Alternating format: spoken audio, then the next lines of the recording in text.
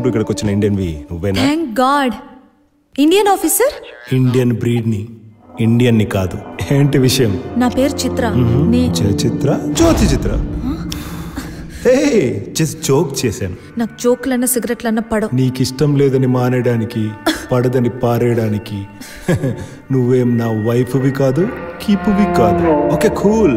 ఇంతకీ వచ్చిన పనేంటి? నాకు లేక్ సైడ్ జరిగిన మర్డర్స్ గురించి ఇన్ఫర్మేషన్ కావాలి. నువ్వు అడగగానే చెప్పడానికి ఇదేం ఇన్ఫర్మేషన్ సెంటర్ కాదు, ఇన్వెస్టిగేషన్ సెంటర్. సర్లే, అసలు నువ్వు ఎవరు, ఎందుకు వచ్చావు? నేను వైజాగ్ లో ప్రొఫెసర్ గా వర్క్ చేస్తున్నాను. కొంతకాలంగా నాకు ఎవరో ఒక వ్యక్తిని ఒక లేడీ చంపేసినట్టు కలుస్తుంది. ఆ చంపిన ప్లేస్ ఇక్కడే ఉందని నాకు తెలిసింది. ఆ చనిపోయిన మనిషి గురించి డీటెయిల్స్ కొన్ని కావాలి. జోకా? సార్, ఇది జోక్ కాదు, నా లైఫ్. సరే సరే, ఇంతకీ ఆ మనిషి పేరేంటో తెలుసా? తెలీదు. ఫోటో ఏదన్నా ఉందా? ఆ మనిషిని ఐడెంటిఫై చేసే ఒక్క క్లూ ఉందా? లేదు. నువ్వు చెప్పే ఆ మనిషి అసలు ఉన్నాడా లేడా? తెలీదు. అయితే నువ్వు రావాల్సిన ప్లేస్ ఇది కాదు. ఇక్కడి నుంచి 2 మైళ్ళ దూరంలో ఉంది మెంటల్ హాస్పిటల్.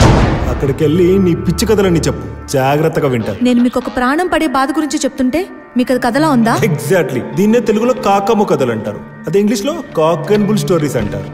ముందుకెళ్ళి హాలీవుడ్ స్టూడియోలో చెప్పు నీ కథ, మంచి డిమాండ్ ఉంటుంది. Sir, give respect. హేయ్, నేను ఇప్పటిదాకా ఎక్కువ రెస్పెక్ట్ ఇచ్చి మాట్లాడిన పర్సన్ నువ్వే, ఇక దయచేయి.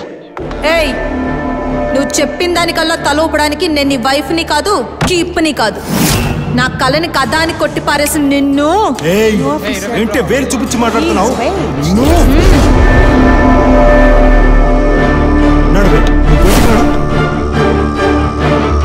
ఇంకోసారి ఈ ఏరియాలో కనిపించావో.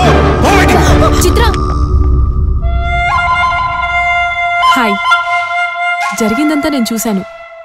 అతను మీతో చాలా రూడ్గా బిహేవ్ చేశాడు. దానికి నేను మీకు సారీ చెప్తున్నాను. ఓ సారీ, నేనెవరో మీకు చెప్పలేదు కదా. ఐఎమ్ సంయుక్త. ఇదే వింగ్ లో స్పెషల్ ఆఫీసర్గా వర్క్ చేస్తున్నాను. మీరేమనుకోకపోతే మిమ్మల్ని ఒక విషయం అడగొచ్చా? కళ్ళ ముందున్న మనుషుల్నే పట్టించుకొని ఈ రోజుల్లో కల్లోకొచ్చే మనిషి గురించి ఎందుకండి అంత తపన పడుతున్నారు?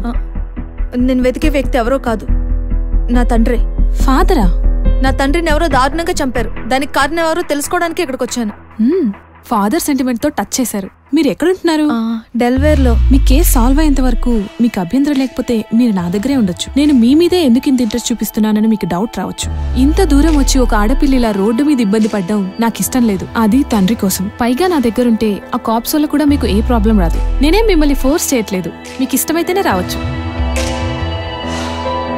ఓకే.